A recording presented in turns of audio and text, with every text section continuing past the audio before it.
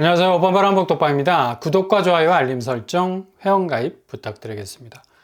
일단 내일 하나의 분기점이 나올 것으로 보입니다. 무주택자에겐 어느 정도 안전망이 깔릴 것으로 보이는데 어차피 테러가 확실하게 구축이 된다는 의미에선 손해볼 것 없습니다.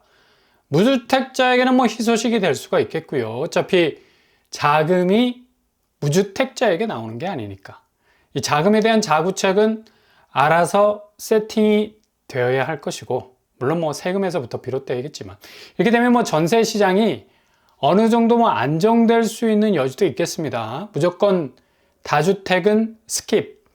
거르는 경향이 많아서 아파트 전세 쪽으로 일부 수요가 몰리는 현상이 일어나기도 해서, 물론 지금 아파트 전세 가려는 사람은 거의 없죠. 떨어져 나가는 피스들이 많은 건데 그만큼 전세 수요가 극단적으로 줄고 있다는 얘기입니다.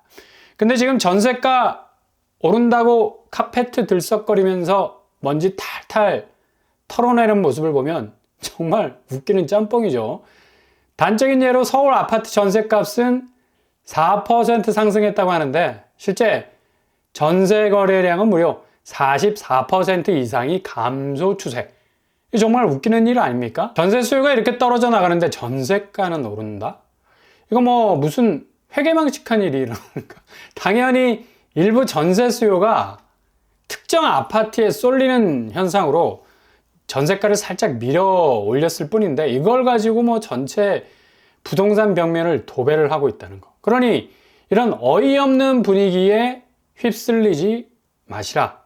내일 28일 전세 부분에서 특히 요즘 전세 사기 문제로 다주택 쪽은 거의 모든 사람들이 쳐다보지도 않고 들어가려면 월세로 입구를 딱 정해놓고 출입을 하는 건데 그만큼 전세 쪽 빌라 물량은 거의 사라지고 있는 상황이죠. 그래서 내일 국회 본회의에서 전세 사기 특별법이 결정이 될 예정입니다. 여야 어떤 결정이 나올지는 두고 봐야 하겠지만 일단 선조치 후회수라는 피해를 입은 사람들을 보존해주는 쪽으로 가닥이 잡히는 분위기죠. 동시에 이렇게 보존을 먼저 해주게 되면 기금이 1조 원 정도가 빵꾸가 날 가능성이 있다는 자금 동원 문제, 이 팽팽히 맞서고 있는데 아마 선조치 쪽으로 갈 것으로 많은 언론들이 전망을 하고 있습니다. 어쨌거나 무주택자들에게는 아주 중요한 D-Day가 되는 거죠. 세금으로 이런 사기 피해를 막는다는 것도 형평성의 논리에 맞지 않는다는 비판도 맞는 얘기고 그렇다면 LH에서 전세 사기 피해주택 매입 요건을 완화해 주자는 국토부의 또 다른 대안이 나올 수도 있는데 이게 그대로 수용이 될 수 있을지는 좀 한시가 급한 사람들의 눈에는 잘 들어오지 않을 것 같죠. 그래도 전세 시장에는 또 다른 변수가 될 수 있을 가능성이 충분히 높다는 걸 알 수가 있습니다. 일단 지금 전세 시장이 심상치 않다라는 분위기가 많이 자리 잡고 있는데 실은 기본적으로 전세가가 더 이상 오르지 못하는 이유는 바로 갭 투자가 불가능하다는 이유 때문입니다. 자금이 전세 시장에 유입되기 어려운 구조를 가지고 있다는 것. 예전에는 매매가 대비 1억 정도의 갭 자금이면 진입이 가능한 곳도 최소 2억 정도의 갭 자금이 필요할 정도로 매매가와 전세가 사이가 벌어져 있죠. 전세가가 올라간다 해도 매매가를 따라가기 어려울 정도죠. 그러니 신규 갭 투는 아예 원천적으로 지금 상태로는 불가능합니다. 그렇다고 무주택자가 갭 투를 하겠습니까? 전혀 그렇지 못한 상황이고 가능성이 낮다는 얘기죠. 그래서 전세가가 지금처럼 특정한 수요가 몰리는 것 빼고는 거의 다른 전세 시장은 잠잠할 뿐입니다. 전세가 폭등이란 건 신기루에 지나지 않는 그냥 분위기 한번 거세게 몰아보자는 논리. 전세자금, 갭자금이 돌지 않는 전세 시장은 절대로 위로 비상할 수 있는 날개가 없다는 얘기죠. 이런 상황에서 전세 사기 특별법이 통과가 되어버리면 앞으로 빌라 시장은 다시 원천적인 봉인해자가 될 가능성이 많다는 얘기입니다. 지금 월세로 진행되는 파이가 60% 이상을 넘어가고 있는데 이것 때문에 아파트 전세 쪽으로 그나마 4% 정도로 뚝 떨어진 전세 거래에서도 비율이 그쪽으로 붙는 거라서 착시 현상으로 전세 폭등이라는 기저에 불안감에 편승한 전세를 몰아붙여서 매매가 띄워보려고 하는 액션일 뿐이라는 얘기죠. 그러니 전세가 너무 신경 쓰지 마시라. 시장은 절대 오판하게 만들지 않습니다. 시장의 해석이 사람들을 헷갈리게 만드는 거지. 그래서 잘만 냉정하게 들여다볼 수 있는 눈을 가진다면 절대로 갈짓자 행보로 길을 가지 않을 수 있는 해안을 가질 수 있게 된다는 얘기죠. 다방에서 내놓은 자료도 확실히 보증금은 살짝 오르는 추세. 이게 다세대 쪽 전세를 포기한 수요가 아파트 쪽으로 아주 일부가 파이를 먹으려고 가는 건데, 아파트 물량이 상반기에 약간 주춤할 뿐입니다. 6월 이후로부터는 서울만 따져도 2만 5천 가구 입주 물량이 쏟아져 나오게 되죠. 가뜩이나 아파트 전세 안 가려고 하는 추세인데, 그래서 거래량은 44% 이상이 줄어버리는 거고, 결국 전세가는 어떻다? 내려갈 수밖에 없어요. 아무리 화목난로 때워서 분위기 훈훈하게 만들어 보려 해도 이게 구조적으로 될 수 없는 구조인데, 기본 자금이 돌지 않는 시장에서 시장이 헐레벌떡 일어서기를 바란다는 것 자체도 웃기는 일이 될 수밖에 없는 거고, 결국 서울 아파트 가격도 무너지게 될 겁니다. 철옹성처럼 뭔가 전국 집값의 오뚜기 역할을 하는 것처럼 보여도 이게 무게중심의 철뭉치가 제대로 박혀 있어야 오뚜기가 중심을 잡고 다시 일어설 수 있는 건데, 억지로 손으로 일으켜 세운들 이게 되겠냐고요. 택도 없는 소리죠. 이미 철심이 다 닳아서 없어지고 있는 상황에서 다시 일어날 밸런스가 안 잡히고 있는데, 결국 지방에서의 마이너스 지표가 그냥 거의 절대값처럼 눌려져 있는데, 이게 부메랑처럼 서울로 돌아올 수밖에 없다는 얘기죠. 매매 가격 지수, 전세 가격 지수, 공이 지방의 분위기가 무슨 별동대처럼 평가절하되고 있는데, 이거 다 같이 움직이는 거죠. 결국 서울이 반등할 수 있는 하등의 집값 지구력은 어디에도 찾아볼 수 없다는 얘기입니다. 단지 단기적인 수요, 그것도 급하게 서두르는 간헐천 같은 여름의 폭우가 쏟아지면 없던 물줄기도 개울을 만들지 않겠습니까? 정책 대출, 전세 수요의 단기적인 급증, 이모저모의 지표들이 움직여서 만들어내는, 그냥 그렇게 됐으면 좋겠다는 심리의 움직임이 나타낸 지표일 뿐 별 의미가 없다는 얘기죠.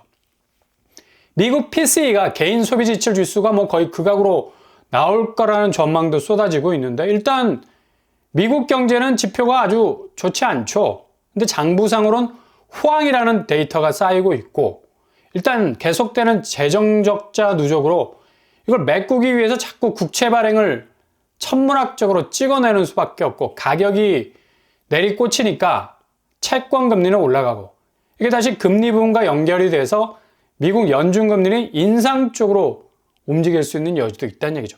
그럼에도 불구하고 PCE, 개인 소비 지출, 이상하게도 수요는 미국이 잘 죽지를 않아. 불꽃처럼 타오르는 건 그만큼 마지막 불티가 맹렬하게 타오르다가 확 꺼지는 현상을 그대로 재현하는 것처럼 나타나고 있어서, 연준이 선호하는 PCE는 예상치를 깨고 지난달 0.5% 정도의 아주 강한 신호 지표를 보여주면서 연준을 긴장하게 했는데, 다시 이런 지표가 나올 가능성 커질 것으로 전망이 된다는 얘기죠. 그래서 금리 인하 가능성이 당초 70%였다가 지금 50% 선으로 다시 내려갔죠. 이렇게 되면 아주 난처한 상황에 미국 연준은 직면하게 될 거고, 미국 연준이 금리 인상을 할 수도 있다는 보도도 국내 언론에서도 속속 등장하고 있지 않습니까? 수식어가 되게 낙관적 전망인데, 당장은 국내 부동산에 영향을 끼치지 않을 것으로 마무리를 짓고 있습니다. 아니, 지금까지 하느니 금리 동결의 뚜껑을 열지 않은 게 자체 시계제로 스스로 스탑을 시키는 버튼, 한국은 없어요. 죄다 미국 기준금리바라고 까재미 눈을 뜨고 있는 판에, 이게 무슨 아사리 판도 아니고 한국이 디커플링의 길을 걸어온 것도 아니잖아요. 미국이 기준금리 인상하면 한국은 그냥 폭탄 맞는 건데, 결국엔 수순이 이렇다는 얘기죠. 지금 한국 집값이 오르기 위해선 주변 여건들, 환경들, 지표들 다 지워야 돼. 아무런 영향을 주지 않는 듯 절대 고요의 바다와 같은 그렇게 창일한 망망대해를 꿈꾸는 순항을 해야 한다는 건데 당장 뭐 닥쳐올 쓰나미가 몇 개인데 되게 안타까운 상황이죠. 너무 부동산 대기 수요들을 헷갈리게 만드는 분위기가 고조되고 있다는 게 문제입니다. 그러니 너무 쏠림 현상에 대해서 신경을 일단 끄시는 게 정신건강에 좋습니다. 본인의 길, 설정해 놓은 길만 잘 걸으시면 된다는 얘기죠. 꽃길은 꽃이 떨어진 길이 아니라 마음이 꽃이 돼야지. 마음이 가시방석처럼 불안한데 5월의 장미길을 걸으면 그 길이 꽃길이 되겠습니까? 마음적으로 흔들리지 말아야 됩니다. 그래야 어떤 상황에서도 그 길을 걸어도 꽃길이 되는 거죠. 비록 5월의 장미잎이 떨어져 있지 않아도 동요하지 않을 수 있는 차분한 마음, 넉넉한 마음, 냉정한 마음이 그 어느 때보다도 필요한 시점이라는 얘기입니다. 그러니 내일 28일 결정을 잘 들여다보시라. 하나의 부동산 시장에서의 또 다른 변수가 될 가능성이 아주 큰 시점이라 볼 수가 있죠. 그러니 잽잽 날리면서 슬슬 피해가면서 돌아가는 삼각지가 필요한 건데 다음 달에 서울에서 또 무시무시한 존재감을 가진 녀석들이 나옵니다. 바로 2월 달에 나왔던 DH 퍼스트의 아이파크. 이번에는 지난번에 2배 정도, 3세대가 아닌 6세대 정도로 전망하고 있는데요. 각각 3, 4제곱, 5, 9제곱, 132제곱에서 나올 전망이라고 합니다. 줍줍입니다. 일단 최초 분양가 3, 4제곱은 강남 도곡동에 위치해 있어도 6억 5천 수준. 그리고 5, 9제곱은 12억. 그리고 132제곱은 21억에 달하죠. 자체 시세는 3, 4제곱이 11억, 거의 2배 정도. 5, 9제곱 19억 정도. 이것도 많이 차이가 나죠. 132제곱은 무려 47억. 여기 뭐 20억 이상의 차이가 나네. 일단 전세가 3, 4제곱은 6억 정도 하니까 분양가를 거의 커버할 수 있는 수준이라 말할 수 있겠습니다. 지난번에 여기 경쟁률이 17만 명, 50만 명, 33만 명 각각의 평형에서 이 정도 숫자를 찍었는데 뭐 어마무시했죠. 토탈 100만 명이 넘는 101만 3천 명이 몰렸어요. 이번에는 세대수가 배로 늘어난 물량이 나오니 그것도 뭐 전 세대가 아마 지원을 할 수 있고 규제도 뭐 거의 다 피해갈 수 있는 이점이 있는 곳이기도 합니다. 입지도 개포동이라서 도곡역과 가까운 편이고 일단 모든 교통환경이 끝판왕이라 볼 수가 있겠죠. 일단 개포동 쪽으로 본인 자금 뭐 거의 들이지 않고 진입이 가능한 아마도 슈퍼 무순위가 되지 않을까 싶습니다. 2월의 열기를 다시 한번 5월에도 재현할 가능성이 높다는 얘기죠. 이런 것은 뭐 잽잽 날리면서 본인 럭키 세븐을 다시 한번 시험해 볼 수 있는 여지도 있고 그리고 본청약 첫 타지로 나올 가능성이 높은 동부도로 사업소 부지, 수서역 부지, 도합 2000세대 엔진 걸고 있는데 작년 안에 도통 소식이 없다가 이번 사전청약 폐지로 대치동, 수소동, 2000세대 패키지로 묶어서 나올 가능성 높아졌습니다. 나누명으로 진행이 되면 분양가는 소형평수는 5억 8천에서 강남임에도 불구하고 이런 가격 가능할 수 있고요.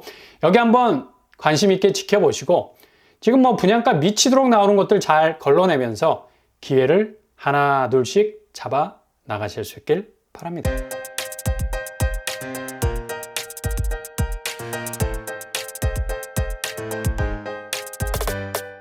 오늘의 부동산 캐릭터쇼 내일 28일이 무주택자들에게는 새로운 분기점이 될 수도 있겠습니다. 결과를 잘 지켜보셔야 하고 일단 지금 동요하지 않는 게 중요하죠. 너무 뭐 지표에 맞지 않는 정말 엉터리 해석들이 난무하는데 본인의 길을 소신껏 가시면 됩니다. 그러면서 틈틈이 틈새를 노린다면 좋은 기회도 잡을 수 있을 것으로 예상이 됩니다. 오늘도 응원합니다. 항상 여러분의 길이 꽃길만 되실 수 있길 바랍니다. 이상으로 뻔뻔한 복덕방을 마치겠습니다. 구독과 좋아요 부탁드립니다. 감사합니다.